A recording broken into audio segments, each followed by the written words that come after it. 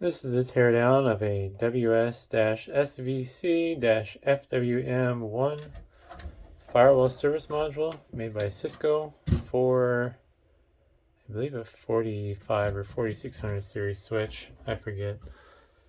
Has no value. It's just worth its weight in scrap, basically. So, figured it'd be fun to do a destructive teardown. It should be fairly interesting. Assuming, of course, I don't take the heat spreaders off of the chips.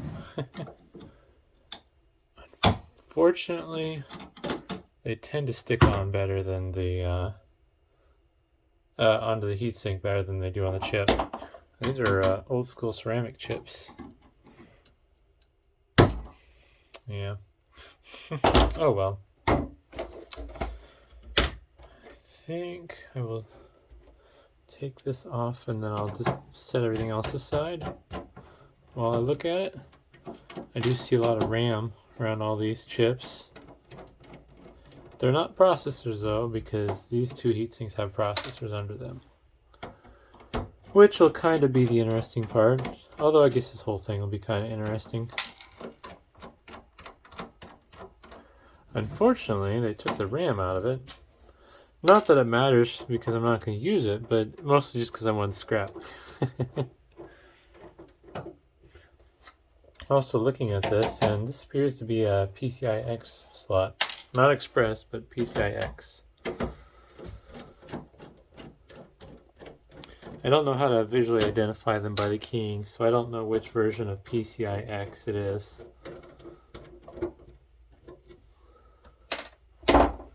Alrighty.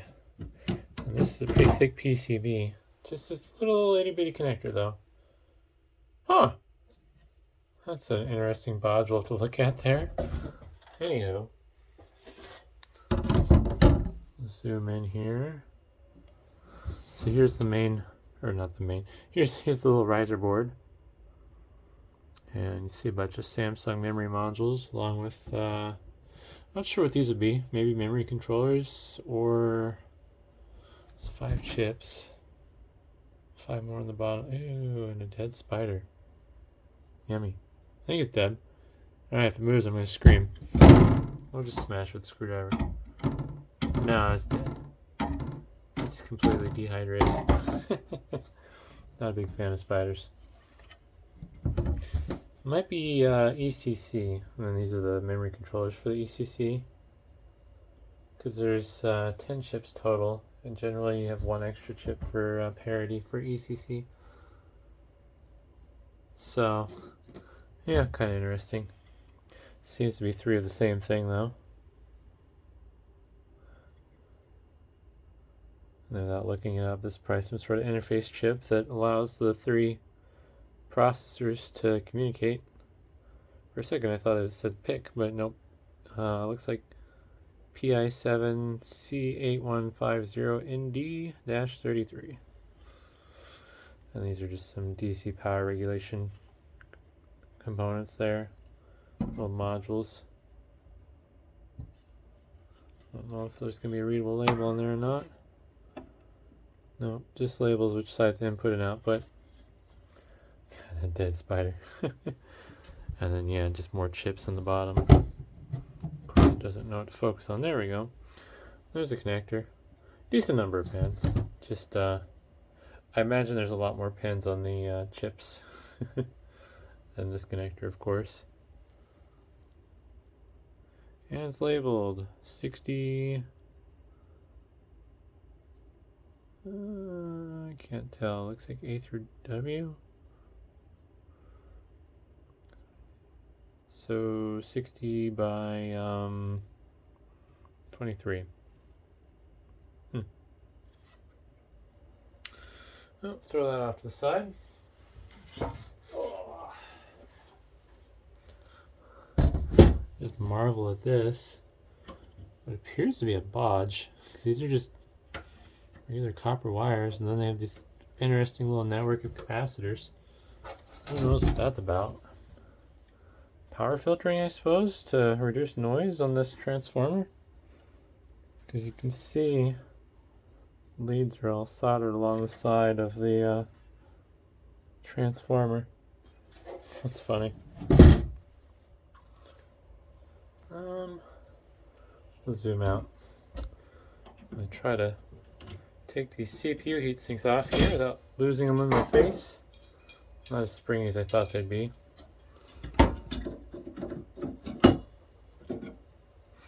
And what did we end up finding? Socket 370, probably Pentium 3s.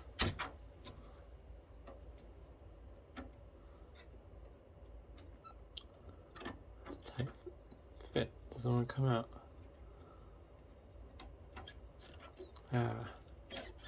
There we go. Huh, no bent pens, just a weird fit. And it'll be a pair of them. Yep, gotta zoom a little more. There we go. Ooh, 1 gigahertz. Pentium 3 SL52R. 1 gigahertz. Should be 256K of L2 cache, 133 megahertz bus, 1.75 volts. Decent little chips.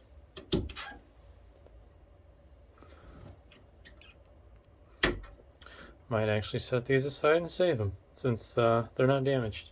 A lot of the ones I have in my box from recycling, those are damaged just because I didn't care at the time. Not to say I care now necessarily, it's just maybe there'll be a use for them. What's interesting is this heatsink says Cooler Master on it. It's kind of weird. And I don't understand the point of this wire clip, because it's not holding it down necessarily. It's just stopping it from, I guess, coming off or something. I don't know. Thermal adhesive on there, or epoxy, so it's well attached. I suspect these will pop off just fine though.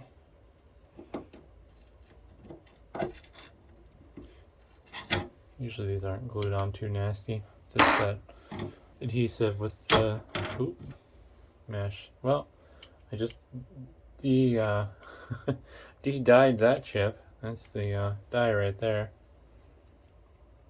Along with a interesting looking probably copper heat spreader. I'll probably leave that alone. That's gonna have sharp stuff on it more than likely.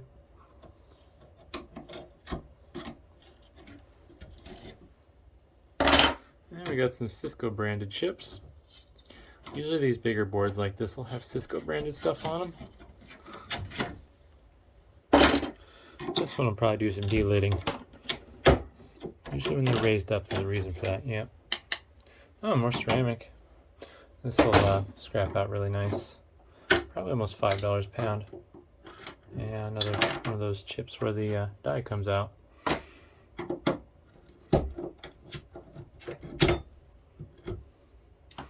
No Broadcom stuff on this board. Although I guess this isn't really doing networking, it's just doing firewall stuff, so it's all their in-house custom silicon. So just kind of hold it and pan over. Ooh, I gotta watch where I put my fingers. Yeah, I'm not gonna be able to easily get that off. Just gonna end up cutting myself doing that, so we'll leave that alone. Little Xilinx chip there. SHDSP. Not sure what that stands for. So I'll rotate so you can read it if you want to.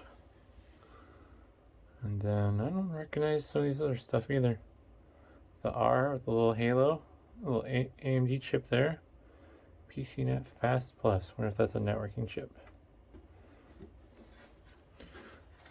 I'm gonna spin stuff around so you can have the text the right side up, kind of, most of the time. There's that slot. But yeah, that should be a PCIX slot from the way it looks. And then all these Cisco chips here are probably for interfacing with the connectors and the backplane. I don't know if these are memory chips or not, without looking them up. Might be old like SD-RAM. This would be an SD-RAM board, I guess, so. Or pre-SD-RAM, I guess it's more than likely. Like, what would it be? I forget what the 72 pin stuff was. EDO or something like that. Yeah, there's 2 socket 370s, little miniature VRM here. And that is probably actually what this is as well, as a VRM for the processors. So, yeah, power filtering, I guess, is what those extra capacitors are about. And only 4 slots for SD-RAM. Got some more of those DC to DC converters. And then I believe these ports on here would probably be factory use for programming, since the only way to be able to access them as an end user would be to have the space or the space or the slot above this card open, and you could run the cable out the front. But yeah, I believe that's probably just for factory programming. I don't know if it's worth. Yeah, hopefully it's worth it. We'll take this part the rest of the way. Chair.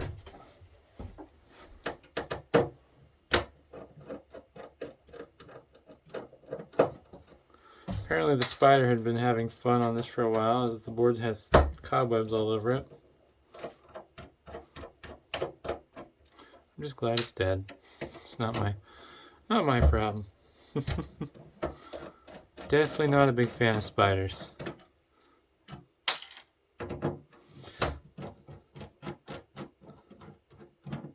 At least not ones that are big. Like, I prefer the spider stays smaller than my fingernail if it's gonna be in my presence.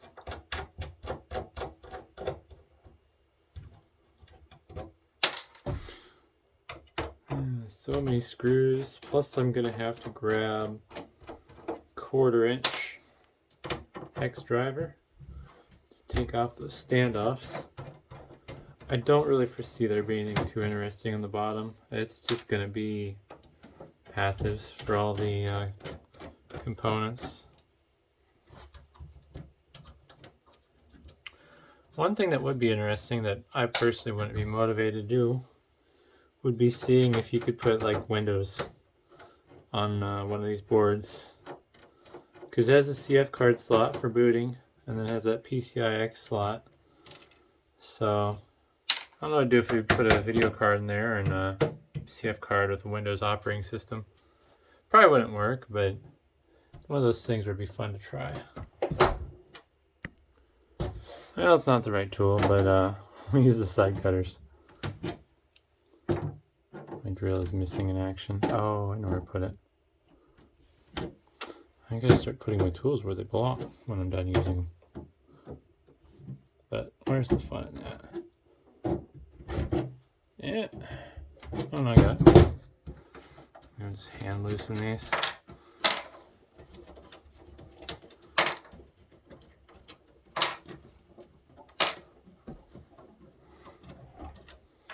Alrighty.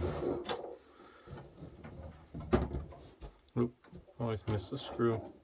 So many screws on these boards. It's worth it though. Pretty good payout once you're done. Yeah, just some more passives and some memory chips related to the memory chips on top. Nothing notable on the back. It does have the nice gold-plated edge on each side, and I believe that's because the slots that these slide on are just like 2 pieces of steel that kind of go over the edge, so this makes contact with the chassis for additional grounding. But yeah, hopefully that was interesting. I guess I can also show the pin counters. But yeah, hopefully that was interesting, and thanks for watching.